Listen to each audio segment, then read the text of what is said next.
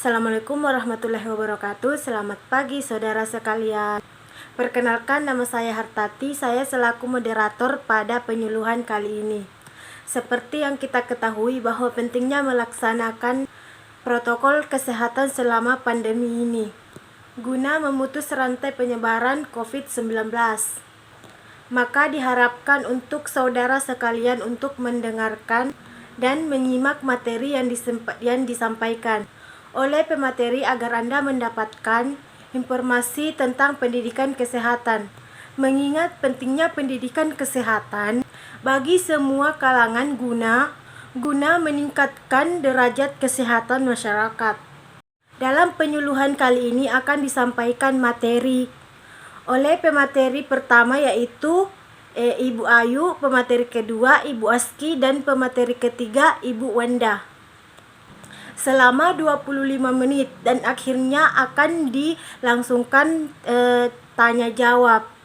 Baiklah, untuk mempersingkat waktu, kepada pemateri pertama itu Ibu Ayu, saya persilahkan untuk memaparkan materinya. Assalamualaikum warahmatullahi wabarakatuh. Perkenalkan, nama saya Sri Ayu Kandi S. Di sini saya akan membawakan materi tentang apa sih itu new normal. New normal adalah perubahan perilaku hidup, menjalankan aktivitas seperti biasa, namun tetap menerapkan protokol kesehatan guna untuk mencegah penyebaran atau penularan COVID-19. Baik, setelah itu lalu apa yang harus diperhatikan pada karyawan yang tetap bekerja di kantor selama pandemi seperti ini? Yaitu yang pertama yang harus diperhatikan yaitu setiap kita masuk ke ruangan kantor atau di pintu masuk, kita diharuskan untuk mengecek suhu tubuh kita terlebih dahulu menggunakan termogan. Dan untuk pada karyawan tetap menerapkan self assessment untuk guna mengetahui apakah pekerja tersebut sehat dan tidak terjangkit oleh virus COVID-19 tersebut. Baik, yang kedua adalah pengaturan waktu jam bekerja. Jadi selama masa pandemi ini perkantoran-perkantoran ataupun tempat kerja yang lainnya untuk tidak melakukan dulu yang namanya lembur. Terus yang ketiga, mewajibkan pekerja menggunakan masker. Jadi pekerja atau karyawan menggunakan masker mulai dari rumah berangkat ke kantor sampai selama di kantor atau selama di tempat kerja. Terus yang keempat itu mengatur asupan nutrisi. Jadi selama masa pandemi seperti ini kita harus memperhatikan asupan makanan kita guna untuk supaya sistem imun tubuh kita tetap stabil. Terus yang kelima itu memfasilitasi tempat kerja yang aman dan sehat. Baik, sekian materi yang saya sampaikan. Saya kembalikan ke moderator. Assalamualaikum warahmatullahi wabarakatuh.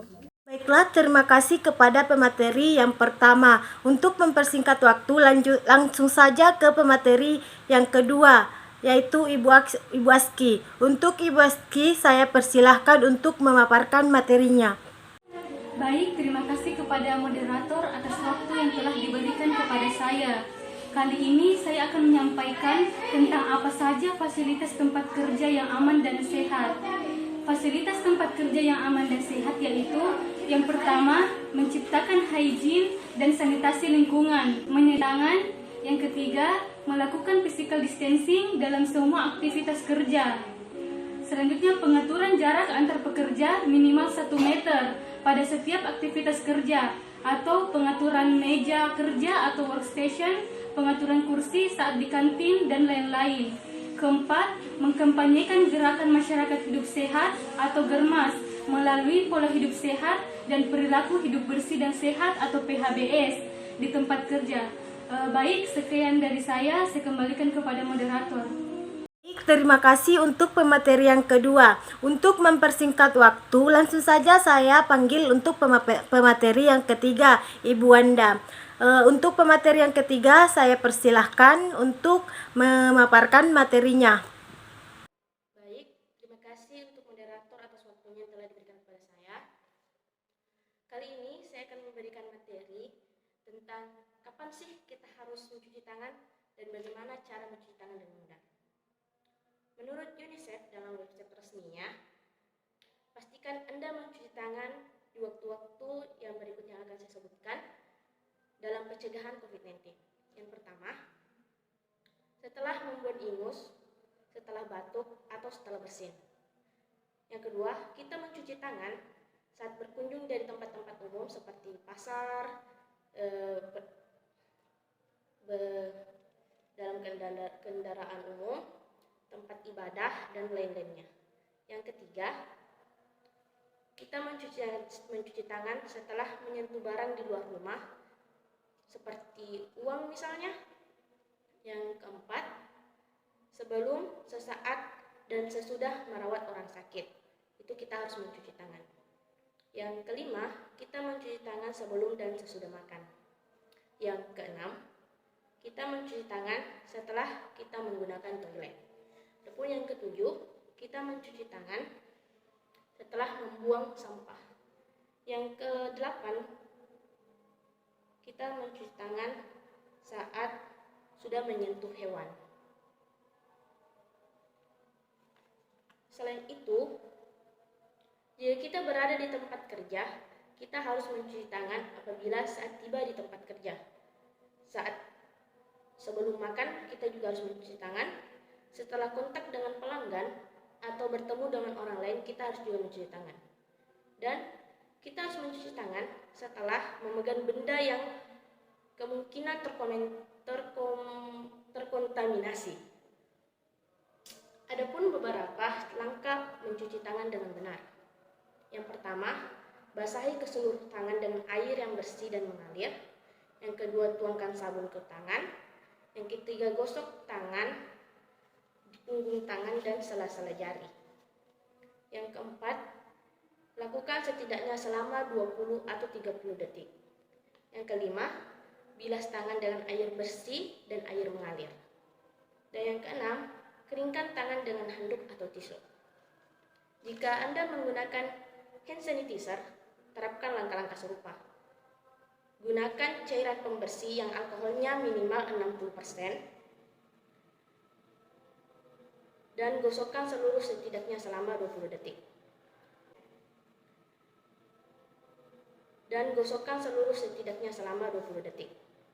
Untuk memastikan seluruh tangan itu bersih. Baik, terima kasih. Sekian materi yang saya bawakan. Saya kembalikan kepada moderator. Baik, terima kasih untuk pemateri yang ketiga. Itulah tadi pemaparan seluruh materi. Terima kasih untuk semua pemateri yang sudah memaparkan materinya dengan sangat baik. Langsung saja untuk mempersingkat waktu, kita akan membuka sesi tanya jawab. Maksimal pertanyaannya itu 7 pertanyaan. Silahkan yang ingin bertanya bisa tunjuk tangan, sebut namanya, dan disebutkan pertanyaannya. Saya. Baiklah, terima kasih atas kesempatan yang diberikan kepada saya. Perkenalkan, saya Muhammad Ilham, ingin bertanya. Tadi dijelaskan mengenai mengatur asupan nutrisi makanan. Yang jadi pertanyaan saya di sini adalah mengatur asupan nutrisi makanan seperti apakah yang dimaksud? Mungkin itu saja yang bisa saya pertanyakan. Assalamualaikum warahmatullahi wabarakatuh. Baik, terima kasih untuk pertanyaannya. Kita lanjut saja untuk mengumpulkan pertanyaan. Jika pertanyaan sudah cukup, baru akan dijawab oleh pemateri-pemateri yang tadi. Untuk notulen, untuk sekiranya mencatat pertanyaan dari audiens. Selamat pagi, saya atas nama Tin. Saya ingin bertanya, seperti apa yang dimaksud menciptakan HIG dan sanitasi lingkungan kerja? Saya atas nama Sherly ingin bertanya kepada pemateri mengenai apakah dengan menyediakan sarana cuci tangan hanya di pintu masuk dan toilet saja itu sudah cukup? Maaf, nama saya Putri Lutfia Maharani. Di sini saya akan bertanya.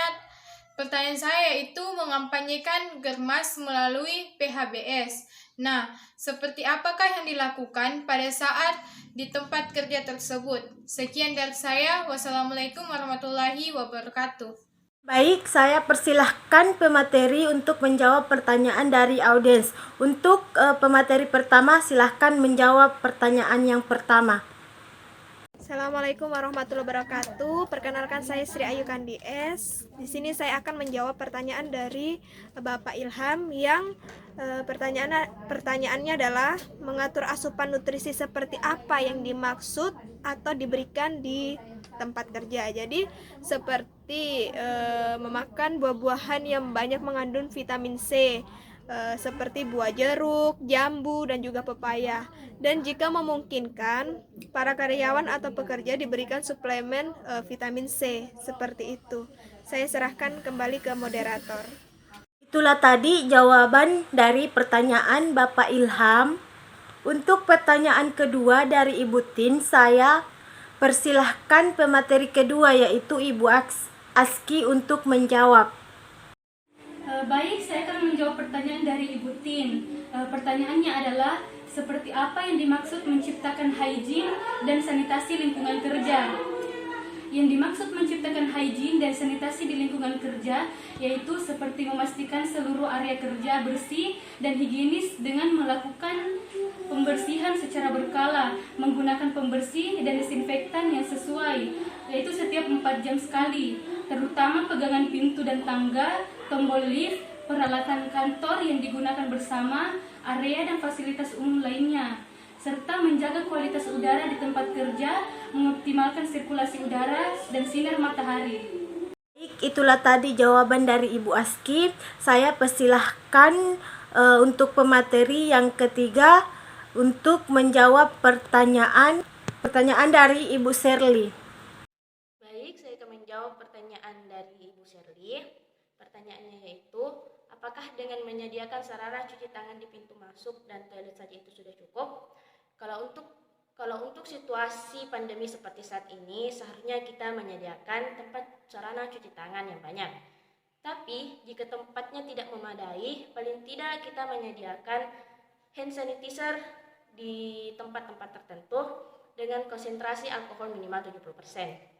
Dan berikan petunjuk lokasi tempat sarana cuci tangan. Dan berikan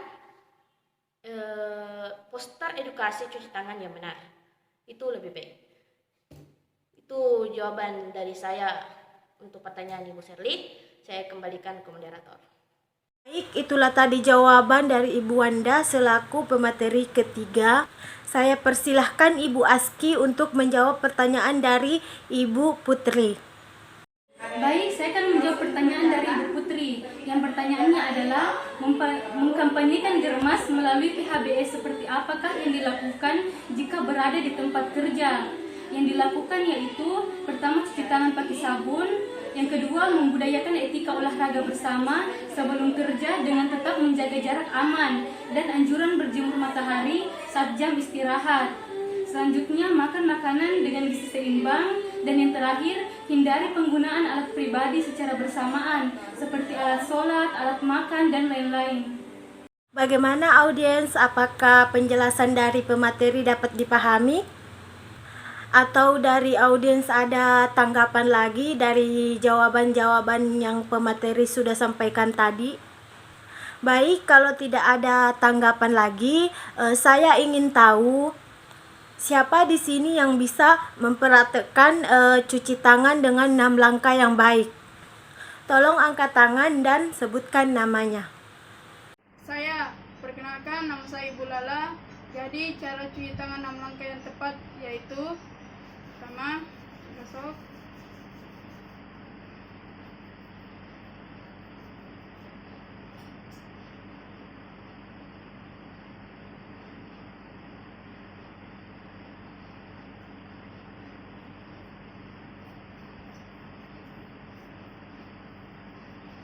Baik Ibu, cara mencuci tangan Ibu sudah tepat.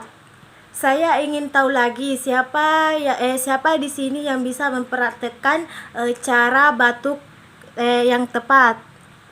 Tolong angkat tangan dan sebut namanya. Saya, perkenalkan nama saya PB. Caranya seperti ini. Maaf Ibu PB, caranya kurang tepat. Ayo, siapa yang bisa? Tolong angkat tangan dan sebutkan namanya. Saya, perkenalkan saya Dita. Caranya itu seperti ini.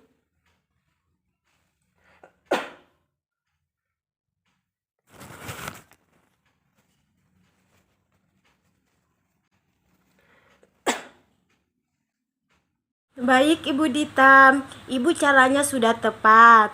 Baiklah, selanjutnya akan dibicarakan kesimpulan oleh notulen. Kepada notulen saya persilahkan. Baik, terima kasih kepada moderator. Kementerian Kesehatan atau Kemenkes menerbitkan keputusan Menteri Kesehatan nomor HK-01-07/Menkes/328/2020 tentang panduan pencegahan dan pengendalian COVID-19 di tempat kerja perkantoran dan industri dalam mendukung keberlangsungan usaha pada situasi pandemi. Menteri Kesehatan Terawan Agus Putranto mengatakan dunia usaha dan masyarakat pekerja memiliki kontribusi besar dalam memutus mata rantai penularan karena besarnya jumlah populasi pekerja dan besarnya mobilitas, serta interaksi penduduk umumnya disebabkan aktivitas bekerja. Maka dari itu, kita harus mematuhi protokol kesehatan dengan cara mencuci tangan, menjaga jarak, menggunakan masker, dan menjaga kebersihan diri dan lingkungan untuk mencegah penularan COVID-19. Sekian dari saya kembalikan kepada moderator. Baiklah, dengan berakhirnya penyuluhan kita kali ini, saya selaku moderator yang bertugas memohon maaf apabila dalam memandu penyuluhan ini terdapat banyak kesalahan. Akhir kata dari saya, semoga penyuluhan ini bermanfaat. Wassalamualaikum warahmatullahi wabarakatuh.